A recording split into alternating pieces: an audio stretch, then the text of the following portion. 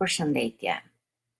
Sot po flas për të gjitha ju gra, të cilat jeni në gjendje të rënd, vështirësie dhe mendoni të dorëzoheni. Nëse mendoni të dorëzoheni, ky mesazh sot është për ty. Për ty që tani po të dhëm shpirti. Dhe kujton se je e dobët. Jo, nuk je e dobët. Por je e lodhur nga jeta.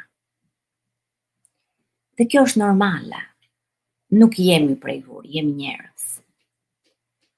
Unë që po të flas tani, kam qenë pikërisht aty ku ti je sot.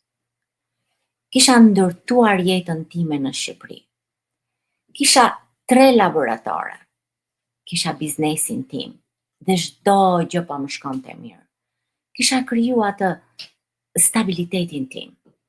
Kisha kriju atë parajsën time të vogël. Isha në një pikë ku mendoja se më në fund kisha arritur gjithçka. Dhe çdo gjë kishte marrë atë formën e vet. Por jeta kishte plane të tjera për mua. U detyrova të mbyll gjithçka. Jo sepse doja unë. Jo sepse u dorëzova. Por sepse ndonjëherë rrethanat na shtyjnë aty ku nuk jemi gati të shkojmë. E vetmja zgjidhje ishte të vija këtu në Amerikë. Dhe kushdo që është emigrant, jo vetëm këtu, po kudo, më kupton shumë mirë kur e them këtë. Fillimi gjithmonë në emigrim është jashtëzakonisht i vështirë. Sidomos këtu në Amerikë. Nuk është Amerika ajo Amerika që shohim nëpër filma. Por është vetmi, është frikë, është pasiguri. Unë kalova shumë keq atë periudhë.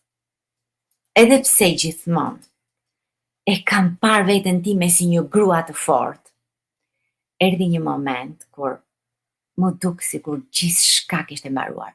Më duk sikur nuk do ngrihesha më aty ku kisha qenë më parë. Nuk flisja dot gjuhën, edhe pse kujtoja se e dija.